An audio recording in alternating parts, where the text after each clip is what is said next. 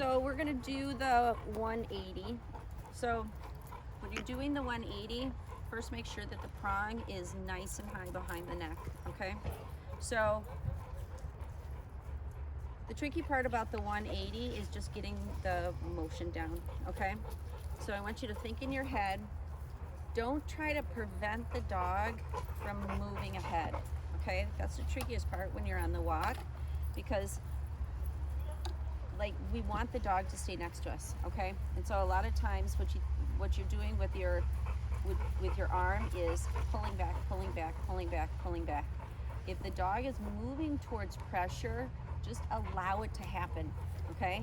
Allow the dog to go ahead, okay? So allow him to move up, and then we're gonna correct him. So we're gonna correct him through the 180, okay?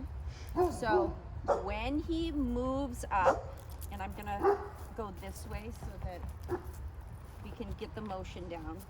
I'm gonna slow-mo it first, okay?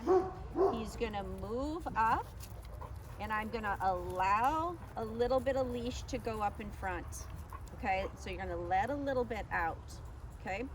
When he moves up in front, my walking motion is gonna be like this, right?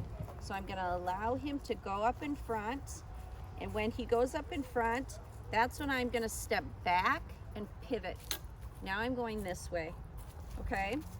So he's walking up, he goes up in front, I pivot, now I'm going this way. Then I'm gonna slide my hands up towards the neck, about a foot away from the neck, okay? So let's reposition him here. He goes up like this, up, pivot, now I'm here. I'm gonna go, the leash is parallel with the ground. That's important. You don't want to correct way up here. Now I'm gonna go in and pop, release.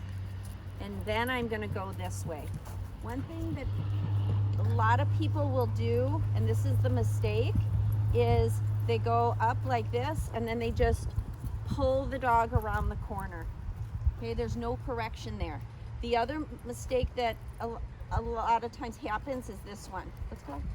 Is they try to pull up like this. Okay, you want to step, reach in, pop low. Okay, it has to be parallel with the neck. Okay, or straight horizontal with the neck, and the leash should be parallel with the ground. That's where you're going to get your best correction, and you want it to be a very quick pop release. Now, that pop also has to be a decent sized correction, okay? If it's a little cream puff kitten correction, the dog's just gonna be like, oh, I guess now we're going this direction. They're not gonna care, okay? So it has to be, that correction has to have a little power, a little fire behind it in your energy. Otherwise, they're not gonna give two hoots about pulling again once you get going again, okay? So let's see what this guy gives us in terms of the walk, okay? So let's go. So we're walking along, so there's no pressure. So now this guy's gonna pull a little bit, so follow up along here, Lisa, up here, so that you can get the whole thing. So he's pulling. So now I'm gonna step back, pop, and now I'm gonna go this way just for a second, and now I'm gonna go this way again. And let's see now if he's a little more interested in staying in the pocket. Okay? Now he's still a little bit ahead. Now I've never walked this guy before. Okay? So he needs it again. So I'm gonna let him go out, pop, and we're gonna go back. See now, there's a little more awareness, right? Good, very nice. Much better. Okay, see that?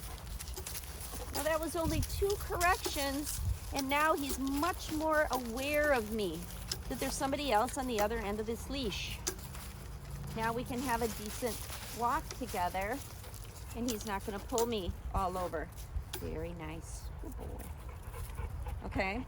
You have to understand, and you have to provide some clarity. Otherwise, there's no clarity in it for the dog. They don't know what you want. Okay? And I didn't send him into next week. It was just a correction that had some clarity. Okay? Good boy. Good.